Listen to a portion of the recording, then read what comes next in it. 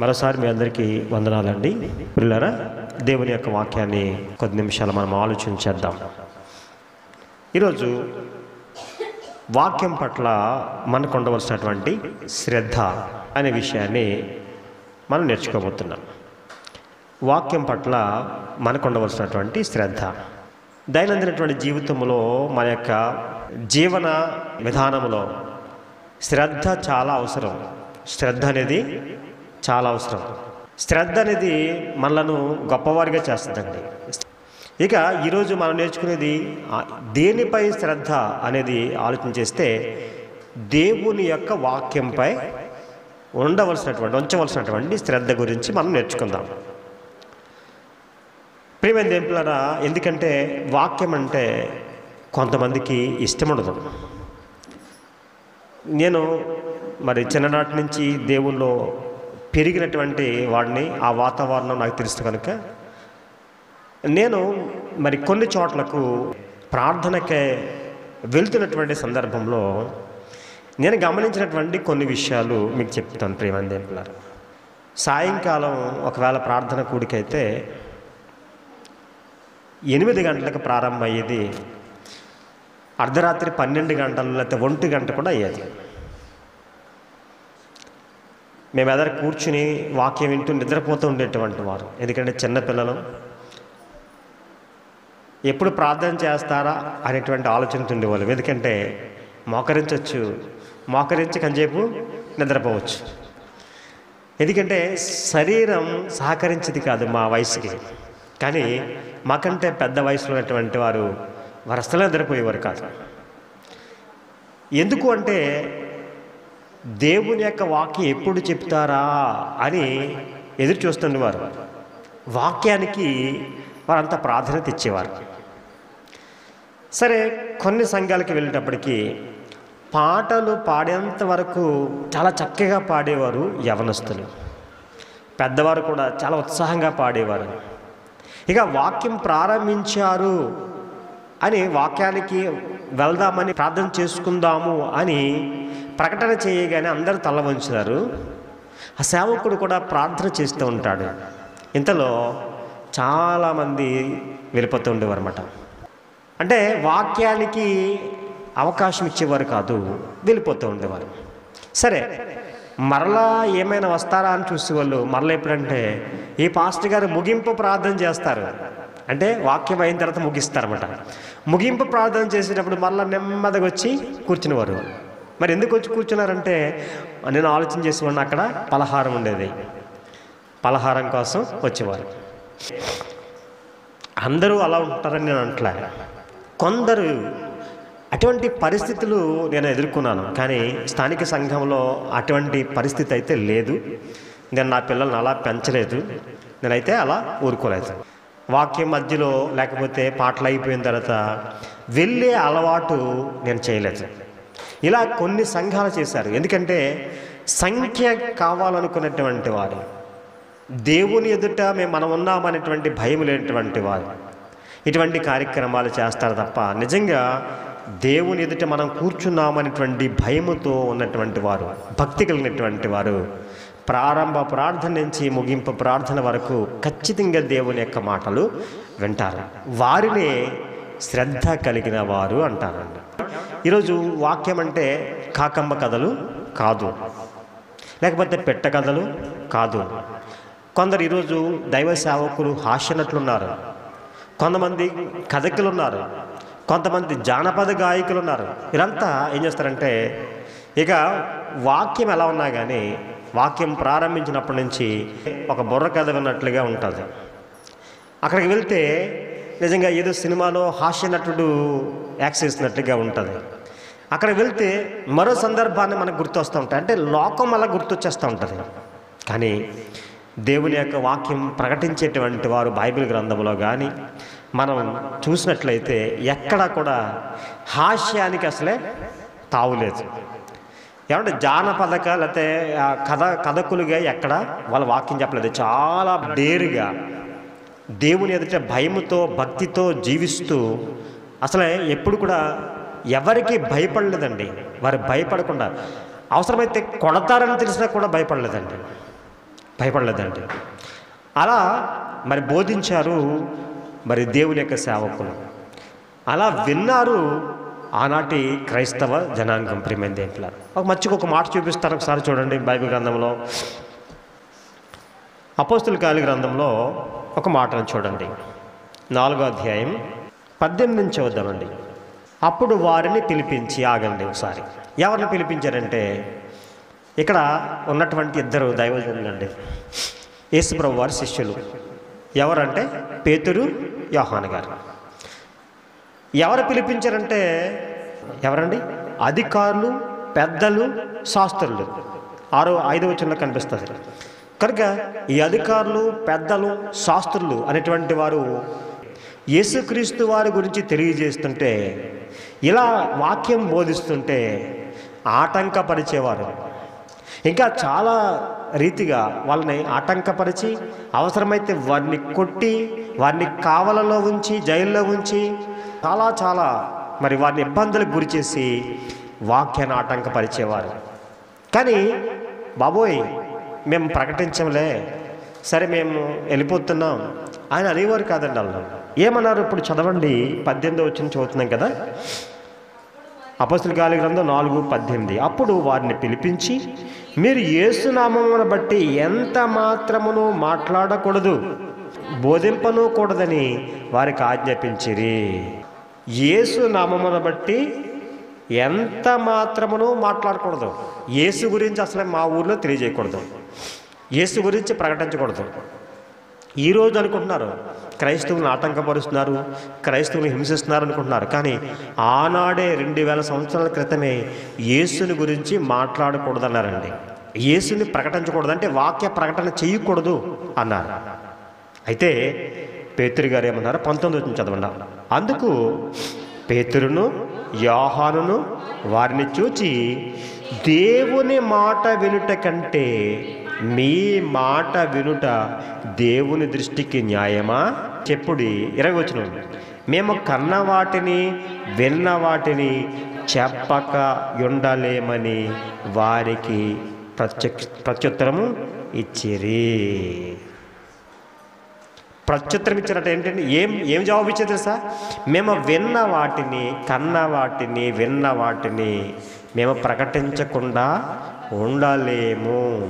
అంటే దేవుని యొక్క వాక్యాన్ని చెప్పకుండా ఉండలేము అన్నారండి.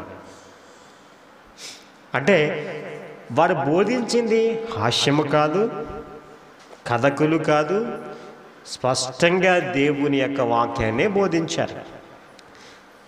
ఆ రోజు ఆ వాక్యాన్ని విన్నారు. ఆ వాక్యాన్ని విన్నటువంటి వారు ఎలా విశ్వసించారు? ఒకసారి 4వ వచనం. వాక్యం వినిన వారిలో అనేకులు నమ్మిరి, వారిలో పురుషుల సంఖ్య ఇంచుమించు 5,000 మంది అన్నాడండి. పురుషులే ఎంతమంది అండి? నమ్మినటువంటి వారు. ఆటంకం ఉన్న దేవుని యొక్క వాక్యం చెప్తే నమ్మారండి. ఆటంకాల మధ్య దేవుని యొక్క వాక్యం చెప్పారండి. వాళ్ళు దేవుని యొక్క వాక్యమే చెప్పారు, కానీ ఏది చెప్పలేదు. కానీ చాలామంది విశ్వసించారు, నమ్మారండి. ప్రియమైన దేవులారా, ఈరోజు మన పాఠం ఏంటంటే దేవుని యొక్క వాక్యంపై మనకు ఉండవలసినటువంటి శ్రద్ధ అనేది మనం నేర్చుకుంటున్నాం. వాక్యంపై మొదటి శతాబ్దములో మరి ఉన్నటువంటి వారికి ఉన్నటువంటి శ్రద్ధ ఎంత అంటే, వారు శ్రద్ధ పెట్టారు కాబట్టే యేసుక్రీస్తుని నమ్మారండి. అదే కాకుండా నమ్మినటువంటి వారు పురుషుల సంఖ్య ఎంతమంది ఉన్నదన్నారండి? 5,000 మంది ఉన్నారటండి. నెక్స్ట్ ప్రకటించేవారు కూడా అలాగే ఉన్నారు. ప్రకటించేవారు ఎలా ప్రకటించారు? అసలే ఏదీ దాచుకోలేదు, ఎవరికి భయపడలేదు, భయపడనక్కర్లేనటువంటి వారిగా వారు ప్రకటించారు. ప్రియమైన దేవులారా, కనుక ఈరోజు దేవుని యొక్క వాక్యం వినిచినటువంటి మనలో విశ్వాసం కలగాలి, నమ్మకం కలగాలి. విన్నటువంటి మాటల వలన మనకేం కలగాలండి? మన జీవితంలో మార్పు కలగాలి, మారు మనసు రావాలి, దేవుని కొరకు బ్రతకాలి అనేటువంటి ఆలోచన రావాలి, దేవుడే సర్వస్వం అనుకోవాలి, అలా జీవించాలండి. కనుక బైబిల్ వాక్యం అనేది చాలా శ్రద్ధ వహించాలని మాటను మనం చూస్తున్నాం. ఒకసారి పాత నిబంధన కాలానికి వెళ్ళి ఒకసారి ఆ మాటను చూద్దాం ప్రియమైన దేవులారా. నిర్గమకాండం 15వ అధ్యాయం 26వ వచనం చదవండి. నీ దేవుడైన యెహోవా వాక్కును చూడండి, శ్రద్ధగా విని. ఇలా ఈ పదాలు చాలా చోట్ల వ్రాయబడి ఉంటాయండి. ఇదే నిర్గమకాండం 15వ అధ్యాయంలో 19వ అధ్యాయంలో కూడా 19వ అధ్యాయం 5వ వచనం కూడా చూడండి. 19:5 కాగా మీరు నా మాట శ్రద్ధగా విని అని ఉంటారు. చూడండి, శ్రద్ధ అనేటువంటి పదం ఉపయోగించారు.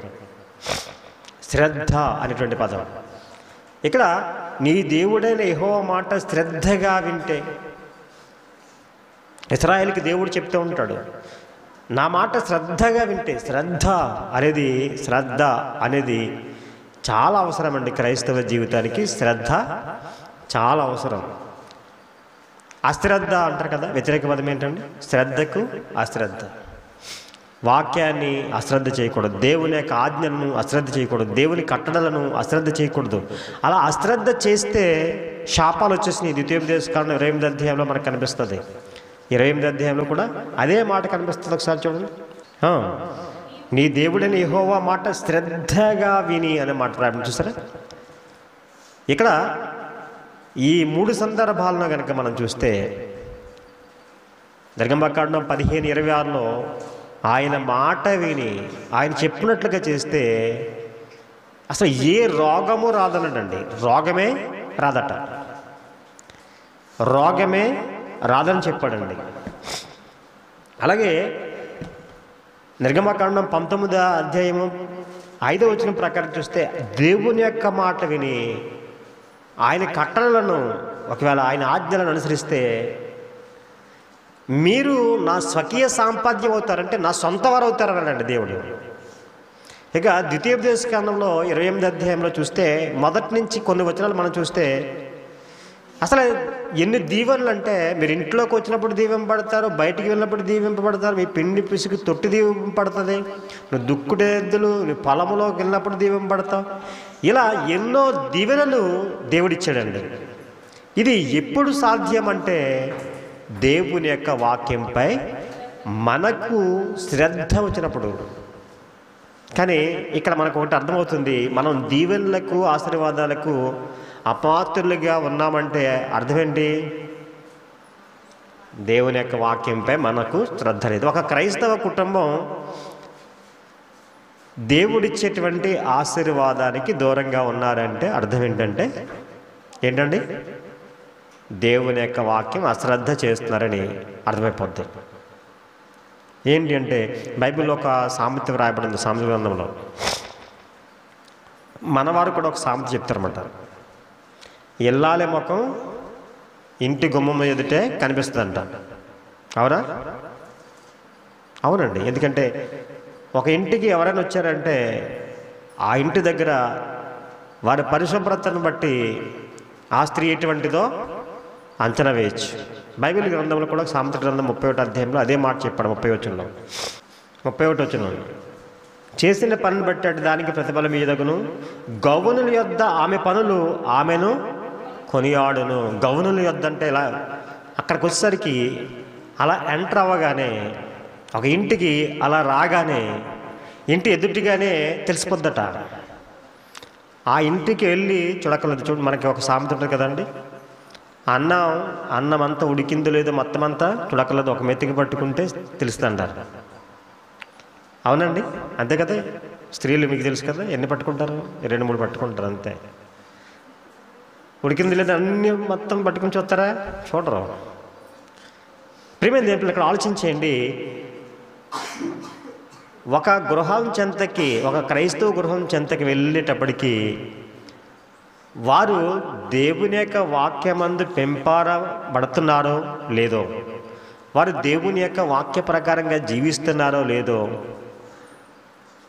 వారి యొక్క ప్రవర్తన ఎటువంటిదో, వాక్యానికి అనుగుణంగా అనుగుణంగా ఉందా లేదనేది గుమ్మం దగ్గరికి వెళ్ళేటప్పుడు తెలిసిపోద్దట. అదవుతుందండి ప్రేమ దేవులారా. కనుక ఇక్కడ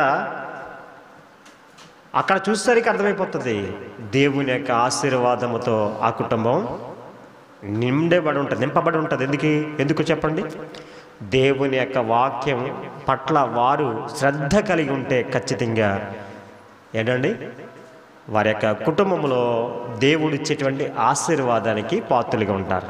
ఓకే, ఇక క్రొత్త నిబంధనలో మనం చూస్తే అండి, అసలే దేవుడు యేసుక్రీస్తు వారు కానీ అలాగే మరి అపోస్తులు కానీ భక్తులు కానీ దేవుని యొక్క వాక్యానికి వారిచ్చినటువంటి శ్రద్ధ మనం ఒకసారి గమనించినట్లయితే చూద్దాం. ప్రియమైన దేవుడు, యేసుప్రభు వారు చెప్తారు, యేసుప్రభు వారు మార్కు సువార్తలో ఒక మాట చెప్తారు, చూడండి ఒకసారి. 4వ అధ్యాయము 24వ వచనం.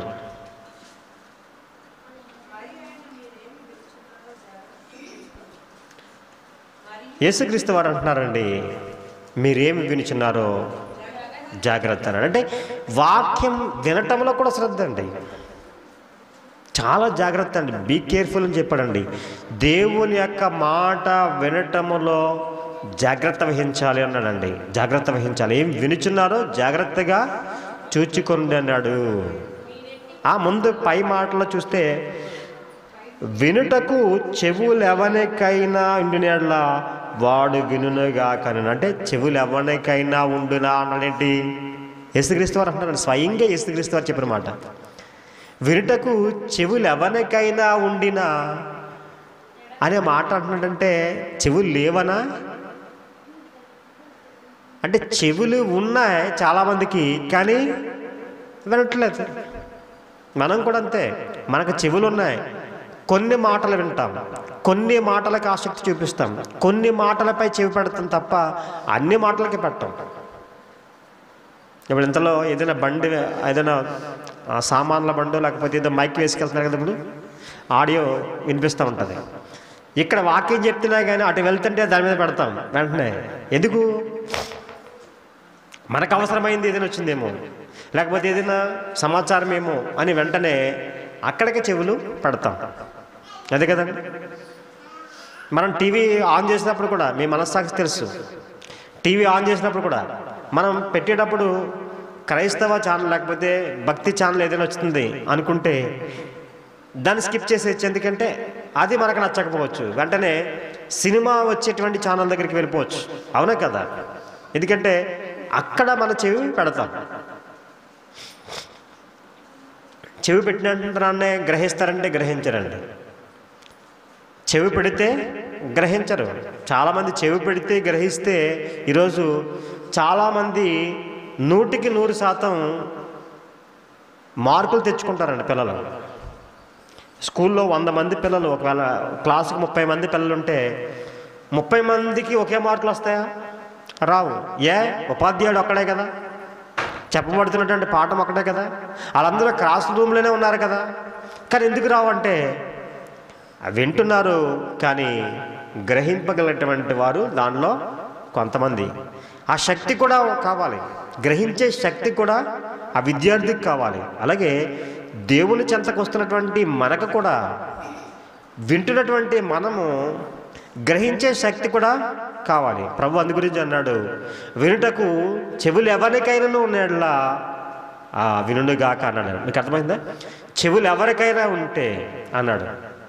కనుక చెవులు మనం ఉన్నాయి కానండి, ప్రభువు చెప్పినటువంటి మాట పరమార్థం ఏంటంటే మనము దేవుని యొక్క వాక్యంపై చెవి పెట్టలేదు. ఈ చెవులు ఎలా ఉపయోగిస్తున్నారో తెలుసండి? బైబిల్లో మరో మాట సందర్భాన్ని మీకు చూపిస్తాను. తిమోతికి రాసినటువంటి 2వ పత్రిక, తిమోతికి రాసిన 2వ పత్రిక 4వ అధ్యాయం అండి, 3వ వచనం చదవండి. ఎందుకనగా జనులు హితబోధను, పుట్నోట్లో ఏమో రాయబడింది, పుట్నోట్లో హితబోధన అంటే ఆరోగ్యకరమైన బోధను సహింపక దురద చెవులు గలవారే అని ఉందండి. అంటే ఏ చెవులు ఉన్నాయంటండి మనుషులకి? దురద చెవులట. దురద చెవి ఎవరికైనా ఉందా? మాకేమి దురద లేవండి, మేమేమి చెవిలో వేలెట్టి లేకపోతే పొలలెట్టి ఏం తిప్పుకోవట్లేదు అనుకోకండి. దురద చెవులు అనేటువంటి మాట ఏంటంటే వినటానికి ఇష్టం లేదు. అసలు మనం చెవిలో పెట్టుకుని ఇలా తిప్పుకుంటున్నాం అనుకోండి, ఏమని అంటాడా? ఎందుకంటే అసలే వినికిడి ఎక్కడి నుంచి వెళ్తుందంటే చెవిలో నుంచి వెళ్తుంది. ఆ చెవికే దురద వెళ్తుందండి లోపలికి. ఇక్కడ అంటున్నాడు, ఏమండి ఏమంటున్నాడు తెలుసండి? జనులంటే హితబోధను సహింపక దురద చెవులు గలవారే తమ స్వకీయ దురాశలకు అనుకూలమైన బోధకులను తమ కొరకు పోగు చేసుకుని సత్యమునకు చెవినియ్యక కల్పనా కథల వైపు తిరుగు కాలం వచ్చునన్నాడండి. అంటే చెవి దేనికి ఇవ్వాలి? సత్యం అనగా వాక్యం. యోహాను సువార్త 17:17 ప్రకారంగా నీ వాక్యమే సత్యమందు వారిని ప్రతిష్ఠ చేయము, నీ వాక్యమే సత్యము అన్నాడండి. సత్యం అంటే ఏంటండి? దేవుని యొక్క వాక్యము. అర్థమవుతుంది ప్రియమైన దేవుని పిల్లారా? అంటే సత్యవాక్యముకు చెవినివ్వట్లేదట, సత్యమునకు చెవినివ్వట్లేదట. మరి దేనికి చెవినిస్తున్నారు ఈరోజు? కల్పనా కథలు అయితే ఇస్తారు. ఇక్కడ వాక్యములోనే మిమ్మల్ని తీసుకువెళ్తున్నాను అనుకోండి, రెఫరెన్స్ మళ్ళా రెఫరెన్స్ అదే భావాన్ని మీకు చెప్తూ తీసుకువెళ్తుంటే చెవులు ఇవ్వలేము. కానీ ఇలా మధ్యలో చక్కగా అందంగా అల్లి ఒక కథను చెప్పాను అనుకోండి, కల్పించాను, కల్పించి ఒక కథను చెప్పాను, ఖచ్చితంగా వింటారండి, చాలా బాగా వింటారు. ఎందుకంటే వెంటనే చెవినిస్తారు. ఈరోజు బోధకులు కూడా అలాగే ఉన్నారని చెప్తాడండి. ఇది ఇప్పుడు చెప్పింది కాదు, ఎప్పుడుదండి? 2000 సంవత్సరాల క్రితమే ఈ కల్పనా కథలు అనేటువంటివి ప్రారంభమైనవి. ఈ కల్పనా కథల వైపుకు చాలామంది మళ్ళీపోయారు. దురద చెవులు దేనికంటే కల్పనా కథలు వినటానికి అని భక్తులు సెలవిస్తున్నారు ప్రేమ దేంట్లరా. అది గురించి ప్రభు చెప్తున్నాడు, మీరేమి వినుచున్నారో జాగ్రత్తగా చూచుకోండి. అంటే వాక్యంపై శ్రద్ధ నిలపండి,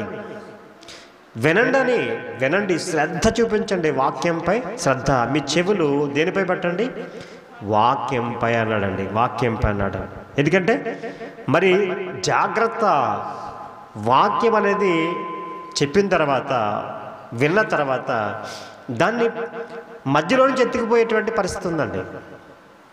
విన్న వాక్యాన్ని ఎత్తుకుని పోయేటువంటి పరిస్థితి ఉంది. దుష్టుడు ఉన్నాడు, జాగ్రత్త, దుష్టుడు ఉన్నాడు, మనల్ని గ్రహింపకుండా చేస్తున్నాడు. రెండోది, విన్న వాక్యాన్ని ఎత్తుకుని పోయేటట్లుగా చేస్తున్నాడు. విత్తువాని ఉపమానం గురించి యేసుప్రభువు చెప్పారు. మత్తయి సువార్త 13 మొదటి నుంచి మనం చూస్తే విత్తువాని ఉపమానం గురించి చెప్పాడండి ఆయన. కొన్ని త్రోవ పక్కన పడ్డాయంటే విత్తనాలు అంటే విత్తనాలు కాదండి. విత్తనాలను దేంతో పోల్చాడు యేసుక్రీస్తు వారు అంటే వాక్యముతో పోల్చాడు. అంటే త్రోవ ప్రక్కన పడినటువంటి విత్తనములు అట, అవి పక్షులు వచ్చి ఏం చేస్తాయి? త్రోవ పక్కన పడితే తినేస్తాయి. కొన్ని రాతి నేల మీద పడ్డాయట. రాతి నేల మీద పడినటువంటి ఏమవుతాయి? వర్షం వచ్చింది, కొంచెం మట్టి ఉంటుంది కదా కొద్దిగా రాతి మీద, మొలక వచ్చేసింది, ఎండ వచ్చిందట, వెంటనే ఏమైపోయినాయి? ఎండిపోయినాయి అట.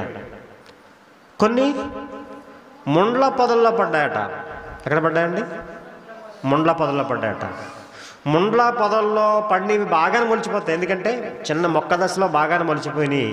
అవి ఎదుగుతున్నప్పుడు ముండ్ల పొదలు పై ఉన్నాయి కాబట్టి అదనివ్వట్లేదు, కిందే అనిచేస్తున్నాయి. కొన్ని మన్నులో మంచి నేల మీద పడ్డాయట. అవి ఏం చేస్తాయి? అవి ఎదిగినాయట.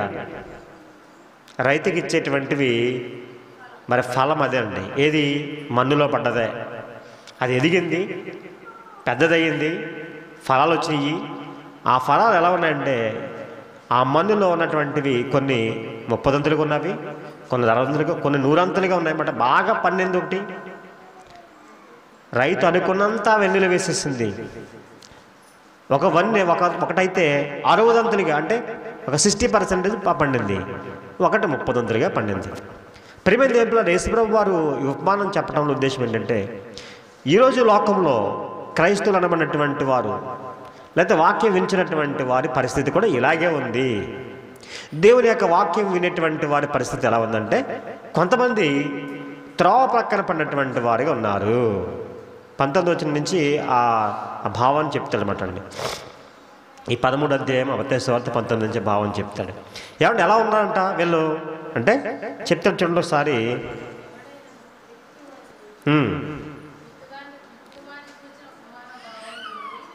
ఉపమాన భావం వినడి, ఎవడైనను రాజ్యముల గురించి వాక్యం విన్న గ్రహింపక ఉండగా దుష్టుడు వచ్చి వాని హృదయములో విత్తబండ దాన్ని ఎత్తుకుని పోవును. త్రోవ ప్రక్క పడినవాడు వీడే. హృదయంలో పడలేదటండి విత్తనం. వాక్యం హృదయంలోకి వెళ్ళలేదట. హృదయంలోకి వెళ్ళకుండానే ఇప్పుడు ఎక్కడ పడ్డది? ఇది త్రోవ ప్రక్కన పడ్డ విత్తనంలాగా ఉంది. అంటే త్రోవ ప్రక్కన పడుతుంది, మొలవదు. ఎందుకంటే అది దుష్టుని పాలవుతుంది. క్రైస్తవుని యొక్క జీవితంలో వాక్యం విన్న తర్వాత ఫలాలు, దేవుడు కోరినటువంటి ఫలాలు ఫలించాలి. అంటే వాక్య ప్రకారం జీవితం కట్టుకోవాలి, వాక్య ప్రకారంగా జీవితం ఉండాలి, వాక్యానికి అనుకూలంగా మనం బ్రతుకులు ఉండాలి. మరి వాక్యానికి అనుకూలంగా ఉంటాయా మన బ్రతుకులు? ఒకసారి ఆలోచన చేస్తే ఉండలేదండి. మనం ప్రభువుని నమ్మాము కానీ మనలో ఇంకా మారవలసినటువంటివి మారలేదు, మనం మార్చుకోవాల్సినటువంటివి మార్చుకోలేదండి. మనం నమ్మిన మనలో దేవుడు కోరుకున్నటువంటి మార్పు అయితే రాలేదు. ఇంకా లోకాన్ని పూర్తిగా విడిచిపెట్టలేదు కదండి. అవునండి, ఇంకా లోకాన్ని విడిచిపెట్టలేదు. మనం క్రైస్తవులుగా ఉన్నాం కానీ ఇదిగోండి ఈ యేసుప్రభు వారు చెప్పినటువంటి ఉపమానంలో ఈ 3 విషయాలు అయితే 4 కనిపించిన ఈ 3 విషయాల్లో ఏదో ఒక ప్రాబ్లంలో మనం ఉన్నాం. ఒకవేళ అది అక్కడ అంటున్నాడు ముండ్ల పొదలు అంటే ఐక్య విచారం, ధనమోసం, అవి అనిచేస్తున్నాయట మనిషిని. వాక్యం పట్ల శ్రద్ధ లేకపోవటం వల్ల ఏమవుతుందంటే అండి ఈరోజు ఏం చేస్తున్నాయంటే మనల్ని ఎదగకుండా ఏం చేస్తున్నాయండి? ధనమోసం అంట. ముండ్ల పొదల్లో పడినటువంటి వారిగా ఒకరుంటే, ఒకరు త్రోవ ప్రక్కన పడినటువంటి వారిగా ఉంటే, ఒకరేమో రాతి నేల మీద పడినటువంటి వారిగా మన యొక్క భక్తి జీవితం ఉంది. వాక్యం వింటున్నామే కానీ మన వాక్యం మన్నులో పడినటువంటి విత్తనములాగా లేదు. దేవుడు కోరుకున్నటువంటి ఫలాలు ఈరోజు క్రైస్తవుని యొక్క జీవితంలో కనిపించట్లేదు. ప్రేమ పిల్లరా, కరువైపోయినాయి. కనుక దేవుడు చాలా బాధపడుతున్నాడు. అది గురించే బీ కేర్ఫుల్ అన్నాడండి. మీరేం వినుచున్నారో జాగ్రత్తగా చూసుకోండి, చాలా జాగ్రత్తగా చూసుకోవాలి. అది విన్నది పుస్తకం మీద కంటే మన మనసుల మీద రాసుకోవాలండి. ఎక్కడ రాసుకోవాలండి? మన హృదయం మీద రాసుకోవాలి, ముద్రించుకోవాలి, రాసుకోవాలంటే. ఇశ్రాయేలీలకి అలాగే రాసుకునేవారు. మన ధర్మశాస్త్రం అంతటిని అందరికీ ఉండేది కదండి. మన చేతుల్లాగా అందరికీ బైబిల్ ఉంది కాదు, ఎవరో పెద్దలకు ఉండేది అంతే. వారు చదివి వినిపిస్తే వీళ్ళు వినేవారండి అంతే. ఆ మాటలే వాళ్ళకి దొరికినటువంటి ఆ మాటలే వారి జీవితానికి మేలుకరంగా ఉండేయండి. నిజమండి. ఈ రోజులాగా మన చేతుల్లాగా గ్రంథాలు అంతలా తేలిగ్గా అంత తక్కువ ఖరీదుకి ఆనాడు ఏమీ రాలేదండి. ఈనాడులాగా మనకున్నటువంటి ఫెసిలిటీస్ ఆ రోజు లేవు. అసలు దేవుని యొక్క మాట ఎప్పుడు వస్తుందా అని చూస్తూ ఉండేవారు. ఎవరో ఒక ఆయన చదివి వినిపిస్తుంటే జనులందరూ అలా విని ఆ మాటలకి ముగ్ధులై వెంటనే దేవుణ్ణి వెంబడించేవారండి. ఇప్పుడు మన దగ్గర దేవుని యొక్క వాక్యం చెప్పబడుతున్నా మరలా మనం ఇంటికి వెళ్ళి చదువుకునే అవకాశం ఉంది. ఆ రోజు లేదు. మీరు చూసినట్లయితే ఎజ్రా గ్రంథం చూడండి సార్, 7వ అధ్యాయం అండి, 7వ అధ్యాయం 9వ వచనం. అంటే ఎజ్రా బబులోను నుంచి యెరూషలేముకి వచ్చాడు. ఎజ్రా యెహోవా ధర్మశాస్త్రం పరిశోధించి దాని చొప్పున నడుచుకున్నటకు ఇశ్రాయేలుకు దాని కట్టడలను విధులను నేర్పుటకు దృఢ నిశ్చయము చేసుకునెను. ఇశ్రాయేలుకి కట్టడలు, దేవుని యొక్క కట్టడలు, ఆజ్ఞలు, వీటిని నేర్పించడానికి ఏం చేశాడండి? విధులను నేర్పుటకు, కట్టడలను విధులను నేర్పుటకు దృఢ నిశ్చయం చేసుకున్నాడు. ఖచ్చితంగా నేను వెళ్ళి ఈ బబులోను దేశం నుంచి వెళ్ళి యెరూషలేములో ఉన్నటువంటి ఇశ్రాయేలుకి నేను దేవుని యొక్క వాక్యం చెప్పాలనేటువంటి ఆలోచన వచ్చిందట అండి. నెహెమ్యా గ్రంథంలో కూడా చూడండి 8వ అధ్యాయంలో అటువంటి జాబితాలు ఇంకొక ఆయన ఉన్నాడు, ఎవరంటే నెహెమ్యా గారికి ఉన్నాడు. ఆయన రాజు గిన్నెందించేటువంటి ఆ ఉద్యోగం కలిగినటువంటి వాడు. ఇజ్రాయిలు తన ప్రజలు అనేటువంటి ఆలోచనతో ఉండి తన ప్రజలను రక్షించడం కోసం, యెహోవా మందిరమును నిర్మించడం కోసం వారు నిర్ణయం చేసుకున్నటువంటి వారిలో ఇద్దరున్నారు. ఎవరంటే ఎజ్రా, నెహెమ్యా. చూడండి, వీళ్ళు వచ్చారు. వచ్చిన తర్వాత మరి ఇశ్రాయేలు ఎదుట నిలబడి ఏం చేస్తున్నారు ఒకసారి చూడండి. 8వ అధ్యాయము, నెహెమ్యా గ్రంథం 8వ అధ్యాయము 3వ వచనం కానీ చదవండి.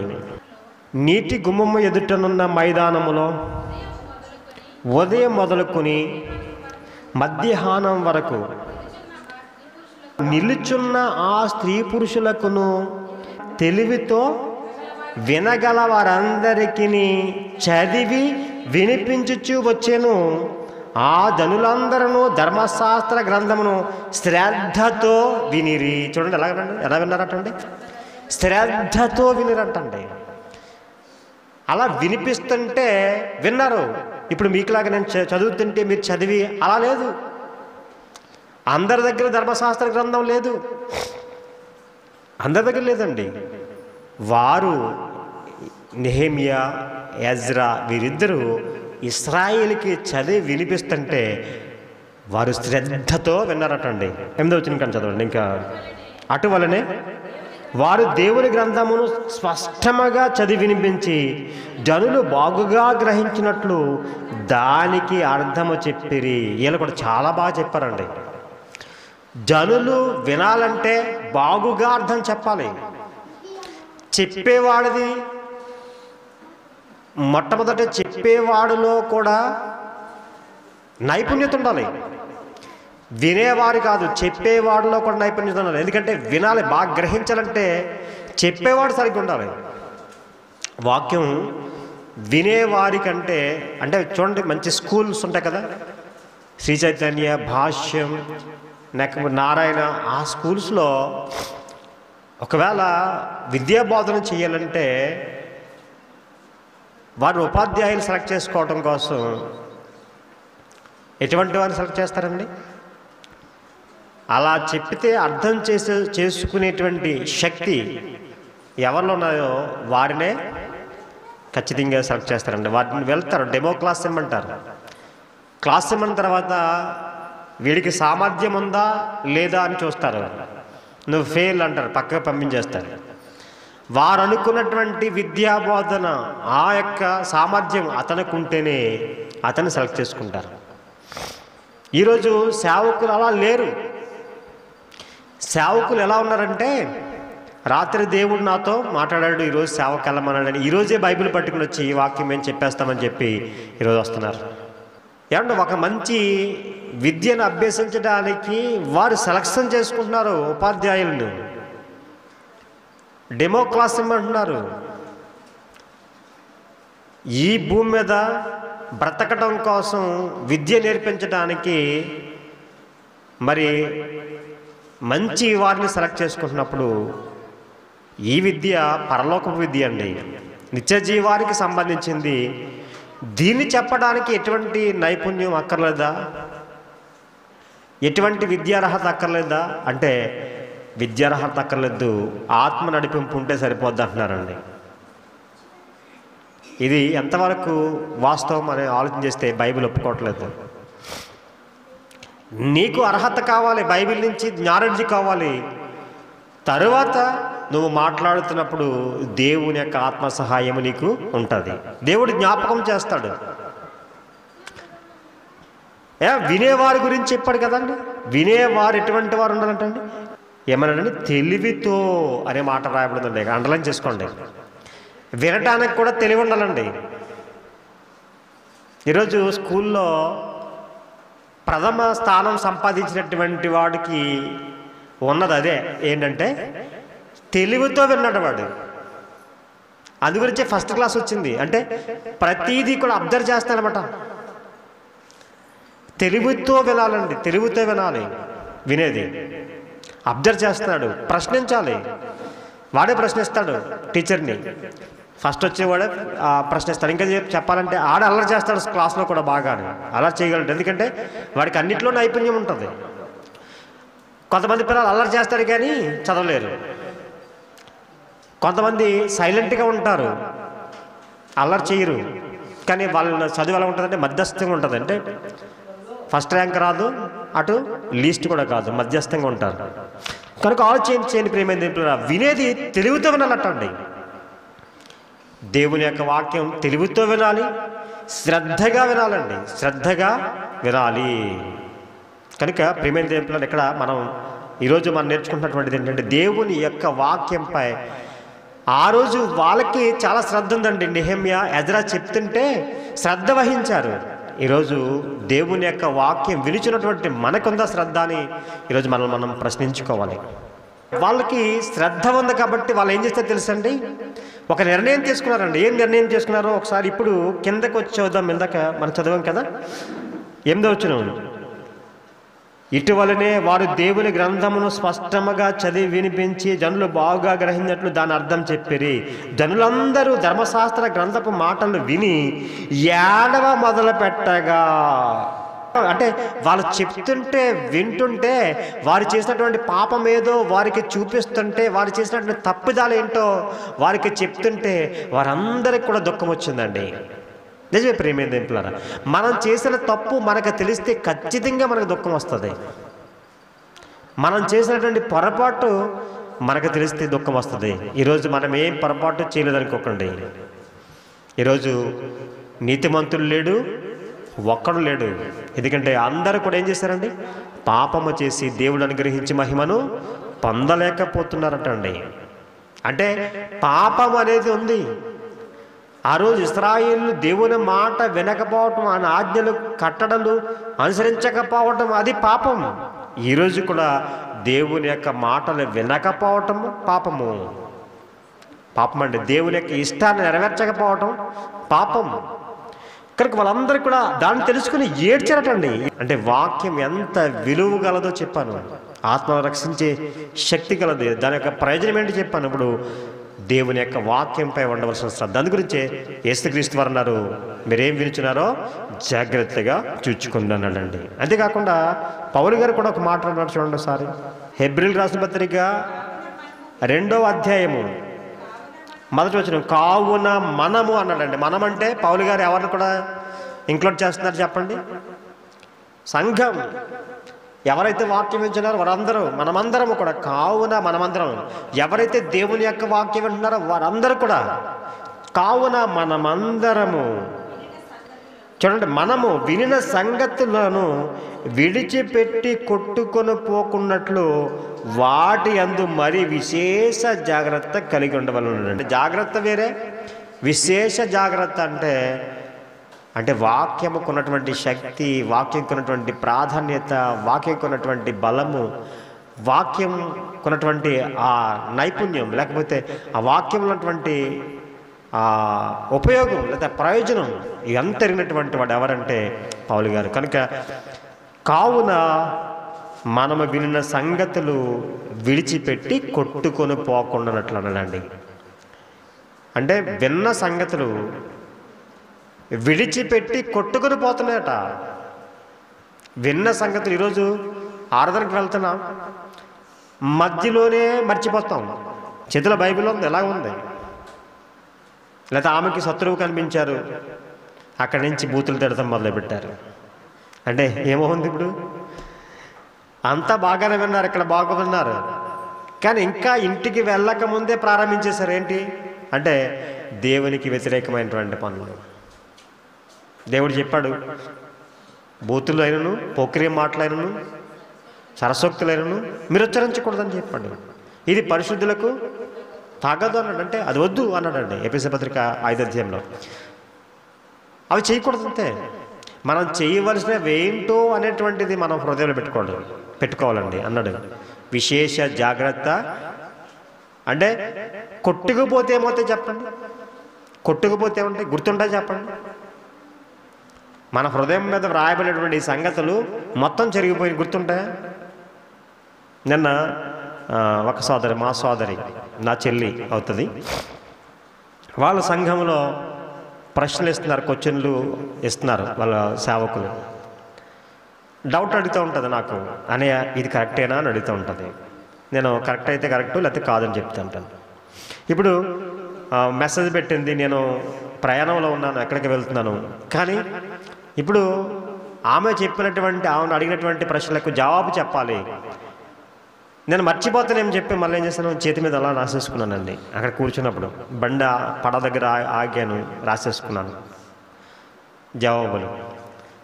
అంటే ఏమవుతాయి, ఇప్పుడు చెప్పబడినటువంటిది అది మర్చిపోవచ్చు ఒకవేళ, కానీ ఇంకా గుర్తుండటం కోసం ఏం చేశాను, రాసుకున్నాను. అంతే కదండి. మన హృదయం చెప్పబడినటువంటి మాటలు మనకు గుర్తుండడానికి బుక్ పెడతాం, కానీ బుక్ కూడా మనం చూస్తామా? చూడమండి. ఇంటికి వెళ్ళిన తర్వాత ఇది చెప్పారా అనేది కూడా చూడం. ఇక మనకి ఏం గుర్తుంటే చెప్పండి, గుర్తుంటేనే చేస్తాం. జ్ఞాపకం ఉంటే కదా చేస్తాం కదండి. జ్ఞాపకం ఉంటేనే మనం చేయిస్తాం, జ్ఞాపకం లేకపోతే మనం చేస్తామా? కనుక వాక్యం అనేది జ్ఞాపకం ఉండాలి. ఈరోజు సండే స్కూల్ పిల్లలకి నేను ఒక వాక్యం చెప్పాను వాళ్ళకి, అంటే ఒక పాఠం చెప్పాను. వారి నోటంట మరలా చెప్పించాను, మరలా చెప్పించాను. మరలా వారం చెప్పాలని చెప్పాను. వారు ఈ వారం వెళ్ళిపోతారు, ఇంటికి వెళ్ళి ఆటల్లో పడి మరలా మర్చిపోయి, ఇక ఏ రోజు కూడా వాళ్ళ తల్లిదండ్రులు ఏం గుర్తు చేయకుండా ఉన్నారనుకోండి, ఏమవుతుంది, వాళ్ళు మర్చిపోతారు. మరలా వారం ఏం చెప్పారంటే గుర్తురాదు. కనుక వారు బుక్లో రాసేసుకున్నారండి, బుక్లో రాసేసుకున్నారు వాళ్ళు. ఇప్పుడు ఆ బుక్లో ఉన్నది ఒకసారి అయినా చూసుకుంటారు. విన్న మాటలు ఒకవేళ మర్చిపోవచ్చు, బుక్లో జ్ఞాపకం చేస్తుంది. కానండి ఆనాడు బుక్ లేదండి. అప్పుడు నెహెమ్యా కాలానికి, ఎజ్రా కాలానికి బుక్స్ అనేటువంటి ఏం లేవు, చాలా రేర్ అండి. ఎందుకంటే ఇప్పుడు ఉన్నటువంటి ప్రింటింగ్ ఇటువంటి బుక్స్ లేవు అండి. పౌలు కాలానికే చర్మపు కాగితాలు. నెక్స్ట్ ఏంటండి, అవి ఎత్తడి రేకులు, లేకపోతే దాన్ని ఇంకేమంటారు, రాగి రేకులు, చెట్టు బెరడులు, ఆకులు, వీటి మీద రాతలు సాగినాయండి. ఇప్పుడైతే పేపర్స్ వచ్చేసినాయి, కొనేసుకుంటున్నాం, ఈజీగా రాసేసుకుంటున్నాం. దేవుడు చెప్పిన మాటలు, దేవుని యొక్క సేవకులు చెప్పిన మాటలు వాళ్ళు విని అలా జ్ఞాపకం ఉంచుకునేవారు మాట అండి. ప్రేమైన దేవుని అది గురించి విన్న మాటలు కొట్టుకుపోకూడదు. కొట్టుకుపోకుండా ఉండాలంటే ఏం చేయాలి, విశేష జాగ్రత్త కలిగి ఉండాలి అన్నాడండి. ఇంకొక మాట అన్నాడు చూడండి, యాకోబు పత్రిక 1వ అధ్యాయం 22వ వచనం, మీరు వినువారు మాత్రమై ఉండి మిమ్మును మీరు మోసపుచ్చుకొనకుండా వాక్య ప్రకారం ప్రవర్తించువారనే యుండుడి అన్నాడండి. ఏమన్నా తెలుసండి, విన్నట్టుగా నటించేటువంటి అనమాట. అర్థమవుతుందండి. పిల్లలు చాలామంది కూడా ఇలాగ నటన చేస్తూ ఉంటారు. మాస్టర్ బెత్తబట్టును తిరుగుతూ ఉంటాడు, ఇదే వింటున్నట్లుగా యాక్ట్ చేస్తూ ఉంటారు. అసలు ఇవేమి వినరండి వాళ్ళు. తర్వాత పైకి లేపి క్వశ్చన్ అడుగుతాడు మాస్టర్, ఏం చెప్పడం అంటే ఏం చేశాడు, నటించాడు. ఇప్పుడు ఎవరు మోసపోతారు, ఆడే మోసపోతాడు. ఎందుకంటే విన్నట్టు నటించాడు కాబట్టి మోసపోయేవాడు ఎవడంటే వాడే. ఈరోజు మనం కూడా ప్రేమైన దేవులారా వాక్యం వింటున్నాం, నటిస్తే మాత్రం ప్రాబ్లం. ఎందుకంటే అది మన జీవితానికి ఎంత ప్రయోజనం అన్న వారం మనం నేర్చుకున్నాం కదండి. ఆ ప్రయోజనాలన్నీ కూడా ఉండవండి. కనుక ప్రేమైన దేవులు ఇక్కడ ఏమంటాడంటే, మీరు వినువారు మాత్రమై ఉండి మిమ్మును మీరు మోసపుచ్చుకొనకుండా వాక్య ప్రకారం ప్రవర్తించేవారే ఉండాలన్నాడండి. దేవుడు ఎన్ని మాటలు చెప్పాడు చూడండి, ఎన్ని మాటలు మనం వింటున్నాం కదా. వాక్య ప్రకారంగా ప్రవర్తించాలి. ప్రతి క్రైస్తవుడు సేవకుడు, దేవుని నమ్మినటువంటి ప్రతి ఒక్కరు కూడా దేవుడు కోరుకున్నది, వారి నుంచి కోరుకున్నది దేవుడు ఏంటంటే దేవుని యొక్క వాక్య ప్రకారంగా ప్రవర్తించాలి. నమ్మితే సరిపోదండి, దేవుని నమ్మితే సరిపోదు. నేను దేవుని నమ్మేసుకున్నానండి అని, నేను బాప్తిసం పొందానని మనం చాలాసార్లు చెప్తూ ఉంటారు. మన క్రైస్తవులు చాలామంది చెప్తూ ఉంటారు, ఎప్పుడండి పెళ్ళికి బాప్తిసం తీసేసుకున్నానండి, నేను రక్షణ తీసేసుకున్నానని అంటారు. ఇవన్నీ వట్టి మాటలండి. దానివల్ల దమ్మిడి ప్రయోజనం లేదు. మనం ఎప్పుడో పెళ్ళికి బాప్తిసం తీసేసుకున్నా, లేకపోతే మనం బాప్తిసం పొందామని భ్రమలో ఉన్నా, నేను క్రైస్తవుడు అనేటువంటి భ్రమలో జీవించిన ఎట్టి ప్రయోజనము లేదు. దేవుడు కోరుకున్నది అది కాదు. నీ జీవితంలో నీ ప్రవర్తన మార్పు కావాలి, నీ ప్రవర్తనలో మార్పు కావాలి. నీ ముందు జీవితానికి ఇప్పుడు క్రీస్తులో ఉన్న జీవితానికి తేడా కనిపించాలి. పాత జీవితం అంతా నశించిపోవాలి, చనిపోవాలి. బాప్తిస్మం ద్వారా చనిపోయింది, ఇక మరలా తీసుకురాకూడదు. అది జీవితంలోకి తీసుకుని వస్తున్నావంటే నువ్వు వాక్యం వినలేదు కాబట్టి నీకు ఆ విషయాలు ఏమీ తెలియలేదు కాబట్టి నీ జీవితం అలా మార్చుకోలేదు. ఈరోజు అందరూ క్రైస్తవులని పిలవబడుతున్నటువంటి అందరూ ఆరాధనకి వెళ్తున్నటువంటి వారిని కూడా నేను చూస్తున్నాను. వారి జీవితంలో మార్పు అస్సలు లేదు. మార్పు లేకపోవడానికి కారణం ఏంటంటే వాక్యమే వారి జీవితంలో లేదు. దేవుడు వాక్యమై ఉన్నాడు. వాక్యం వారి జీవితంలో ఉంటే గద్దిస్తూ ఉంటాడు. దేవుడు గద్దిస్తే ఎవరైనా వినకుండా ఉంటారా? ప్రియమైన దేవుని పిల్లలు ఆలోచించేయండి. దేవుడు గద్దిస్తున్నప్పుడు వింటారు ఖచ్చితంగానే. కనుక అసలే వాక్యమే లేకపోతే, విన్నట్లుగా నటిస్తూ ఉంటే జీవితంలో మార్పు అనేది రాదు. ప్రియమైన దేవుని పిల్లలు, అసలు మన జీవితానికి ఉపయోగమే ఉండదు, ప్రయోజనమే ఉండదు. వాక్యం వల్ల కలిగే ప్రయోజనం మనం నేర్చుకున్నాం కదండి. ఆత్మకు, ముఖ్యంగా ఆత్మకు రక్షణ, సర్వ శరీరానికి ఆరోగ్యము, జీవము, బాధలో నెమ్మది, ఇవన్నీ మనం నేర్చుకున్నాం గడిచిన వారు. ఇవన్నీ అసలు మన జీవితానికి ప్రయోజనం లేకుండానే ఉంటుంది, వాక్యం లేదు కాబట్టి మన జీవితంలో.